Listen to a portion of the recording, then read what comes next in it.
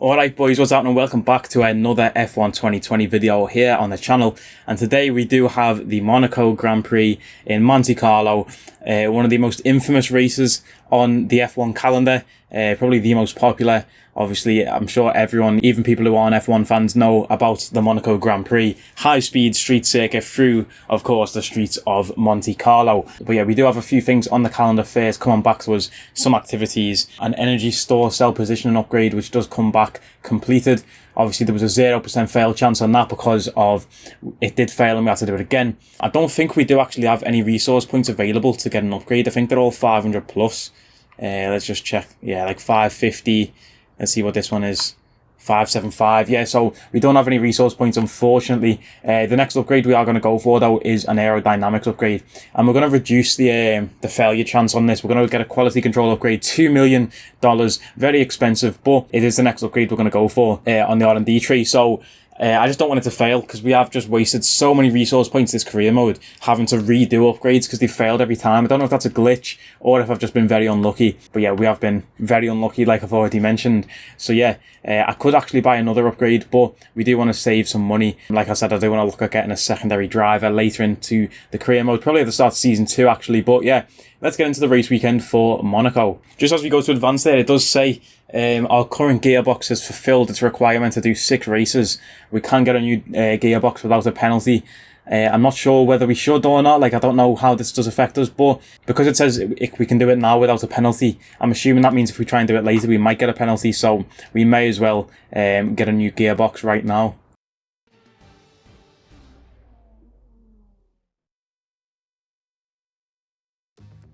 Alright boys, here we are at qualifying for Monaco. As usual, I'm just going to run through the fastest lap on the screen with you, like give you the hot lap explanation really, like just how to complete the lap in the fastest time possible. Obviously you start off getting your DRS as early as possible on that flying lap. Now you do want to go quite close to the wall on the left there, brake as like in the braking point, take all of that curb on the right. You see there we nearly had all 4 wheels on that curb. You want to stay as close to the walls as you can without hitting them, of course. Like you can almost go flat out on that left hand turn there, same with the right hand turn. It's just a little bit of brake slam on and then you can go flat out. And then this one here is just all about feel. There's not really any braking points on Monaco. It's just, you know, it's all about feel. Obviously you've got that slow corner there on the hairpin, which is just dreadful. We did ride the curb a bit there, which would have knocked a few seconds off our time. A bit slow coming out of that turn there as well, a bit slow on the throttle. Again, you want to stay as close to the walls as possible, but don't hit them. Brake about 90 meters there into the chicane, and yeah, come out with as much speed as possible. This one here is again a slam on the brake but then straight back on the throttle, and you can almost go full throttle all the way around it. Now you do want to ride the curb on the left a bit more than I did just there on that left hand turn. And again, this corner is just all about the feel.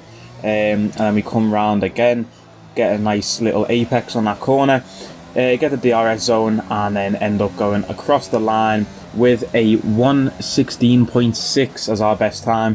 Now, obviously, there was a few bits and areas where we could have done better, but, you know, it is what it is. We will take that in our car at the moment.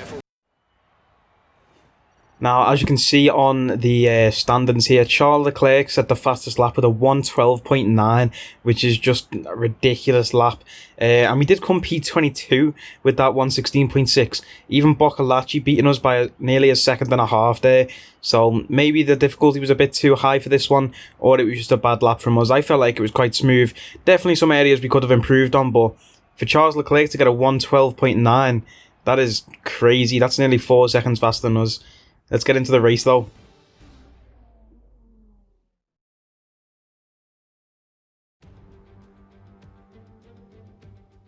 Formula One returns to Monte Carlo once again today, home to the world-famous Monte Carlo Casino, first opened in 1863. And of course, a certain road race, first held here in 1929.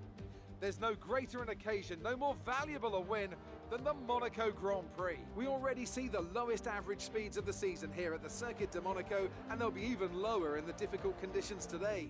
19 corners make up this famous 2-mile track, and with the rain, it'll be even harder than usual to get that critical heat into the tyres. Don't be surprised if we see a safety car at some point during the Grand Prix. A warm welcome to Anthony Davidson, who's beside me in the commentary box today. Why don't we discuss McLaren? What do you make of their performance so far this season? Well, the atmosphere within that team seems very positive at the moment. Everyone seems like they're in great spirits and having a lot of fun doing what they do, and that's definitely contributed to the performances we've seen. Off the back of a fantastic qualifying session, it's time to see how our starting grid looks for today's race. Good job yesterday from Valtteri Bottas. The Finn starts from pole position, and Lewis Hamilton completes the front row. Looking at the rest of today's grid, we have Leclerc, Vettel, Max Verstappen and Albon, Perez, Stroll, Ricciardo and Daniel Kvyat, Sainz, Ocon, Lando Norris and Gasly, Grosjean, Russell, Kevin Magnussen and Kimi Raikkonen, Giovinazzi, Boccolacci, Latifi and the owner driver rounds off the grid. It's almost time for the lights to go out, so let's head down to the track and get this Grand Prix underway. Alright boys, nearly time for the race. We are just looking at the race strategy here. You can see we are on those wet tyres. It is raining. I don't know if I did mention that earlier in the video, but yeah, it is raining this race. You can see the setup on the screen here. Like you can pause it if you wanted to copy this setup for when you race in Monaco as well. It's a good setup to use for the Monaco Grand Prix. But yeah, like I said, it is raining, and you can probably tell by the title of this video, Monaco in the rain is just not a good combination. So yeah, we've put the fuel load down a little bit, and then just sorted the setup, and we are getting into it. You can see the fuel mixed up to rich, overtake on, and it's lights out in Monaco. That was a long pause. That was suspenseful. We always get a good start in these races. You know, I've got a good tactic to get good starts. You can see we fly up the inside there, and straight away smack into Boccolacci. Only a little bit of damage on that front wing there. But yeah, we do slam into Boccolacci. Magnussen does tap us on the way past there too.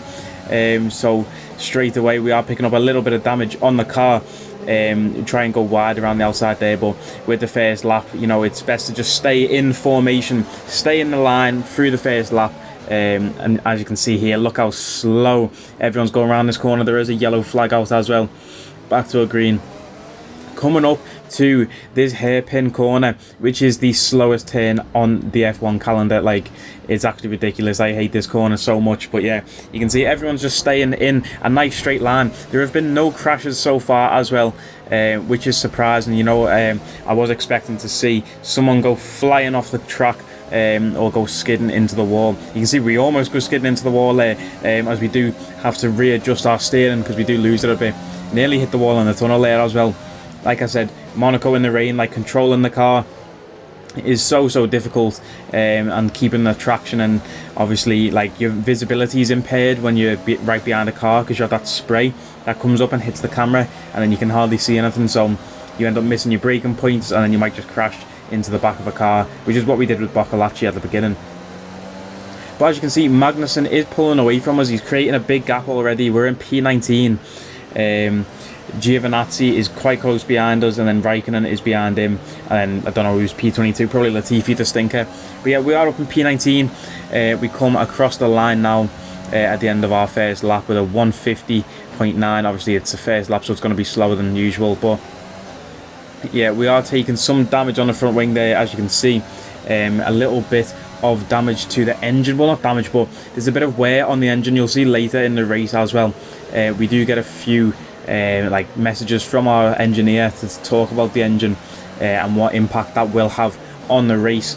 But yeah, no, I do quite like the Monaco course. I can't lie, like it is a decent one to go around. You can see me just throwing the steering wheel everywhere though, because we were just like oversteering on these corners so much because of the of course the conditions of the track. It was so wet. There was no grip on the tyres, especially on the first few laps. It does clear up later on into the race, which you will see. The rain does slow down a bit, but yeah, so we are just trying to maintain this position in P19. Obviously it's such a small street circuit, Monaco. It's hard to go for an overtake on anyone. Like, going for overtakes in Monaco is so difficult. So most of the time you just have to try and get a good position from lights out, try and get a good position from the very start of the race, and then just stick to that, you know, because it's so difficult to overtake. Even if you get damage to the car or engine wear, it's so like difficult to overtake. You're best just sticking in the position that you're in. Say like you knock your front wing off, like as long as it's not too like crazy damage, don't pit, just stay on the track, try and maintain that position.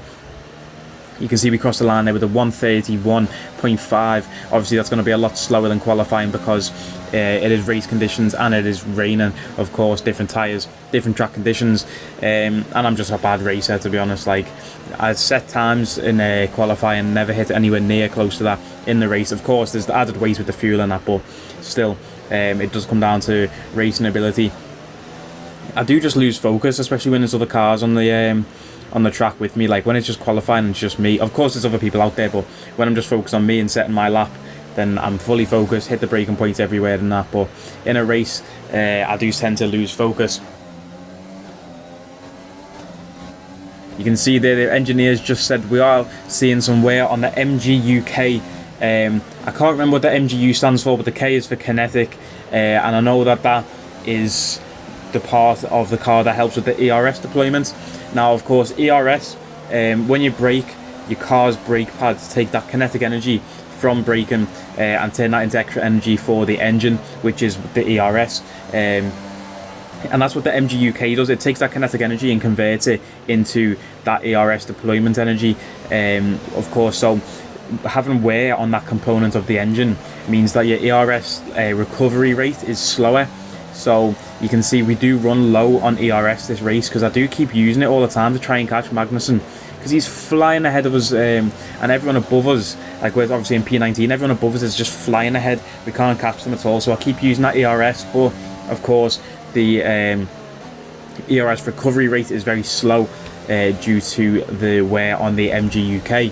But yeah, like I was saying, even if you do get wear on the engine and things like that and some damage, you should just stick to your position in the race. You see how slow we've got to go there so we don't rear end Magnussen.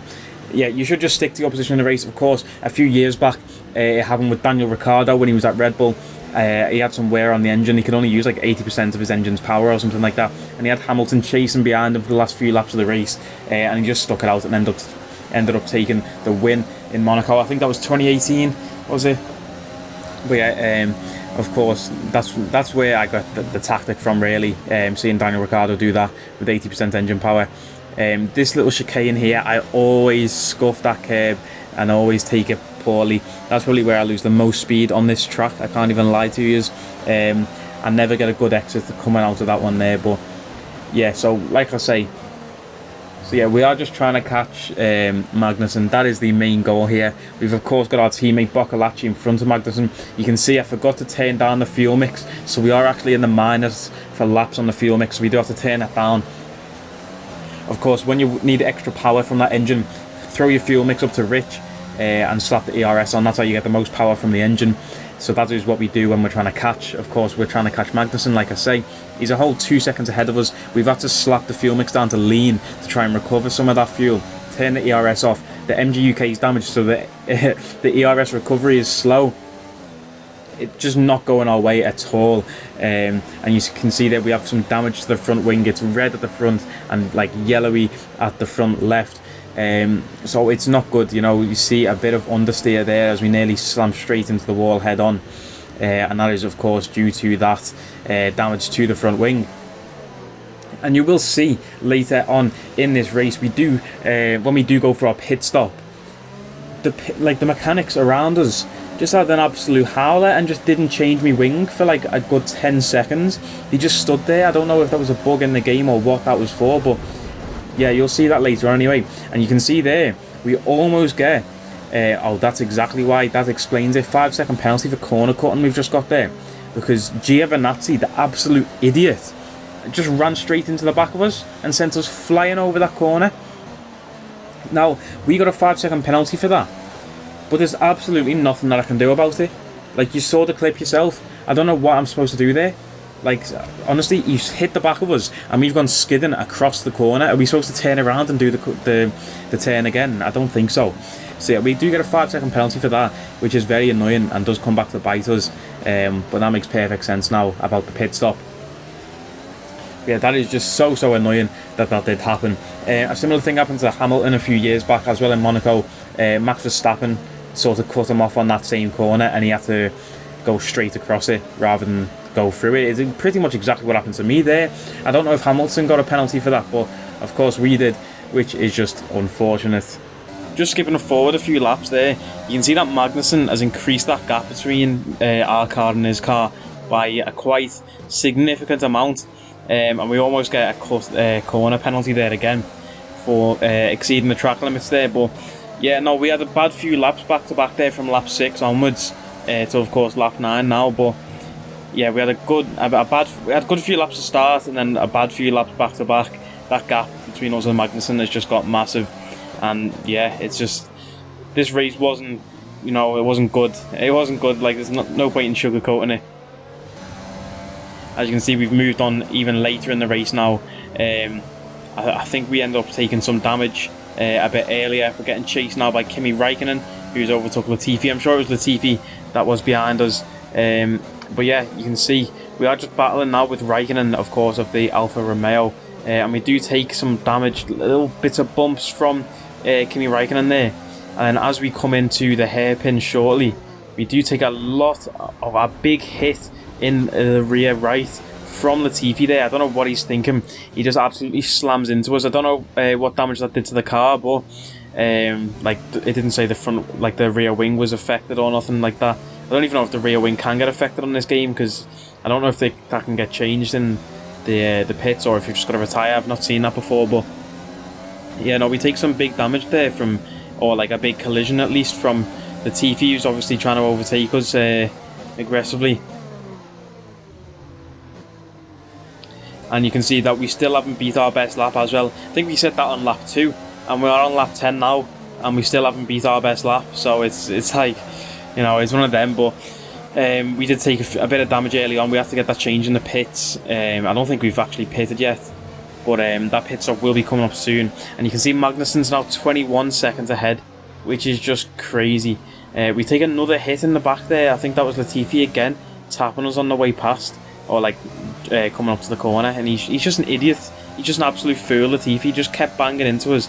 He's gone into the pits there. I'm not surprised. His front wing's probably ended, because the amount of times he's smacked into the back of me.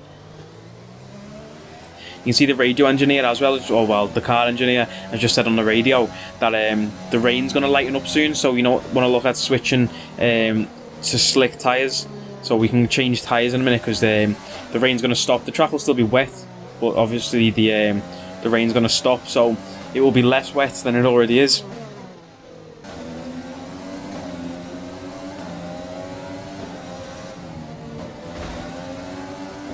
You see Räikkönen easily passes us there. We make a nice play to gain that position back on him. Of course, he did just fly around the outside of us. We did bang the wall in the tunnel there. I'm surprised that didn't do any damage to the suspension on that front left. But yeah, we take that position back from Räikkönen. Rightfully so, because that is where we should be, P19. Well, we should be higher than P19, but we're having a stink of this race, and our car's stinky as well. Even though Boccolacci, our teammate, is... See, look at that. He's our teammate in the same car, and he's 27 seconds ahead. You can see we do come into the pit lane though. Funnily enough, like the engineer said, you can come into the pits and change tyres. I come in, and they put the exact same tyres back on. So I don't know what that was about, but you can see what I mean here with the penalty. Watch this. Everyone just stands around. Obviously, it's a 5-second penalty, but I didn't realise this at the time. So I'm sat there in the car thinking, what are they doing? Like, everyone's just stood there. They've not touched the tyres, not touched the front wing. And we ended up being 13.5 seconds in like the pit, and then in the pit lane, 33 seconds in total. So that's massive. And of course, 33 seconds added to our race time. We were already 20 seconds behind the people in like 17th. And Sebastian Vettel's overtook us there. The blue flag come out. We've had to let Vettel past. The blue flag's still out. I think we've got Verstappen behind us, maybe. I think that's probably who it is. I think they're going to go for the overtake now. It is Alexander Albon and Verstappen there. So we've had to slow down even further because of the blue flag to let the Red Bulls and the Ferrari past us, of course. like, which just isn't a help, you know. Look at that, Latifi is 12 seconds ahead, and obviously he pitted the lap before we pitted, so it's not even like we've got a pit stop to be able to gain time on Latifi.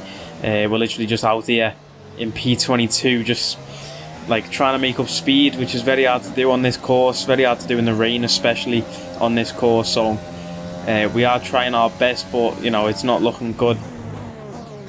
We're getting red on a lot of the sectors. I don't think we hit purple on one sector. You can see we nearly skid out there again. Lucky to catch the car there and not completely lose control of it and go flying into the wall. There's a good few instances of that this race when you can just see me throwing the steering wheel side to side to try and catch the car. This corner especially here, it happened multiple times. It happens right there again. You can see a great catch from me to save that car, but that's probably the highlights of the race, that corner right there. But you can see we do dive deeper into the race, and you can see on the map on the bottom left we've got a Racing Point car coming up. I think it's probably Lance Stroll, and the blue flags come out again, and there's a massive pack behind this Racing Point car behind us. So we do try and slow down a bit, let him go for the overtake, and he doesn't go for it. So I just think, oh, whatever, we'll just speed up, keep going our race, because as I say, we're trying to catch Latifi. We're catching seconds on him because he's only 4 seconds ahead now, or 5. So we're just going to keep racing like we are. We might be able to catch him before the end, at least not finish dead last. But the blue flag's out, so we do let Sergio Perez. We do let Perez past us, and we're just trying to keep up the speed, keep up the momentum that we've had in these last few laps, making up that time on Latifi, trying to keep up that speed before that pack behind us does get to us. Now the blue flag mechanic is really annoying, because obviously I understand the premise of it.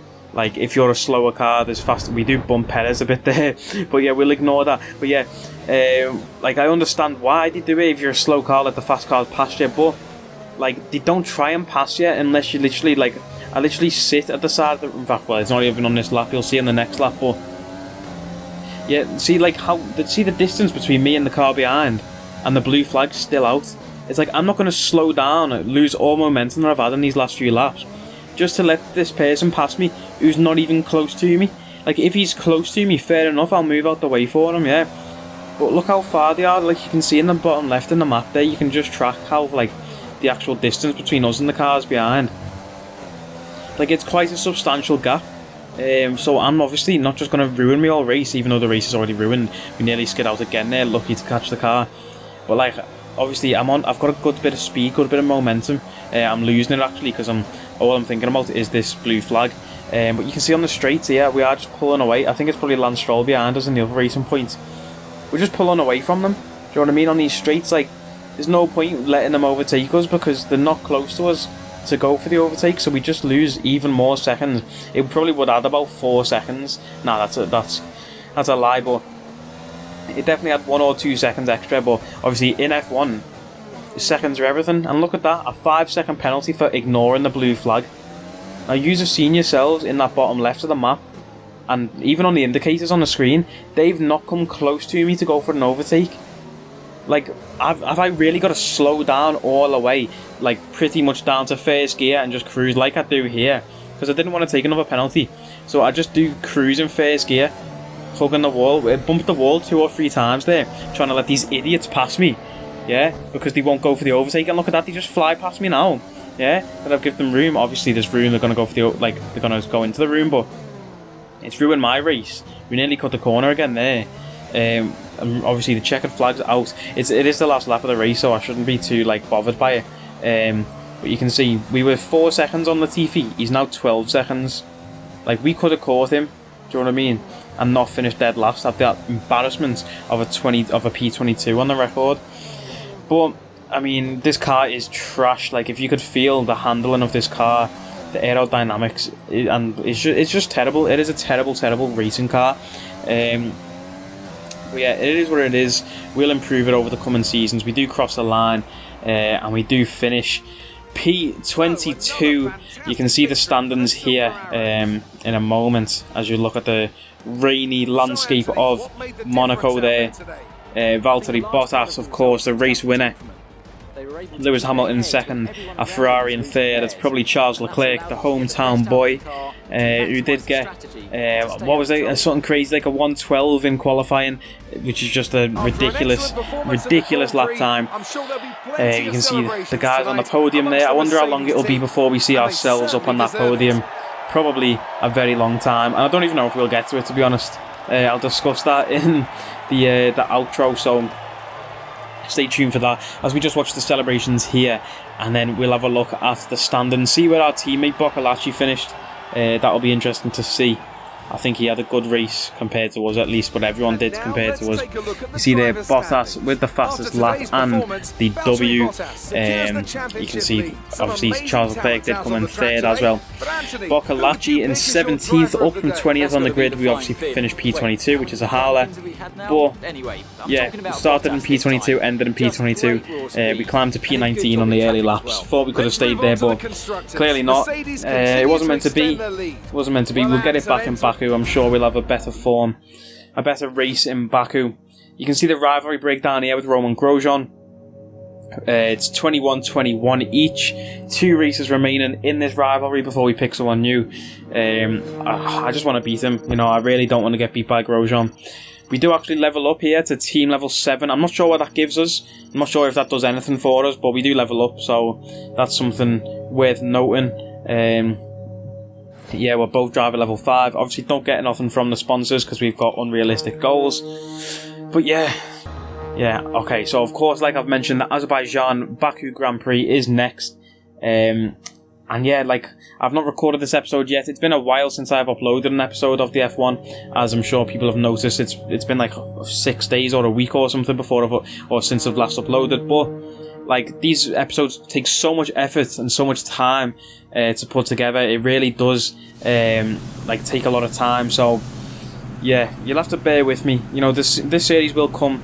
I'm looking to start a new series on a game to freshen up my life and have something to play, like Football Manager or something. So like, let me know in the comments any other games you want me to play. Let me know if you're enjoying the F1 series and I'll continue it. It will come. You'll just have to be patient with me. I'll be back on the grind soon, I'm sure of it. But yeah, please like, comment, share and subscribe, and I'll catch us in the next episode, people. Take it easy.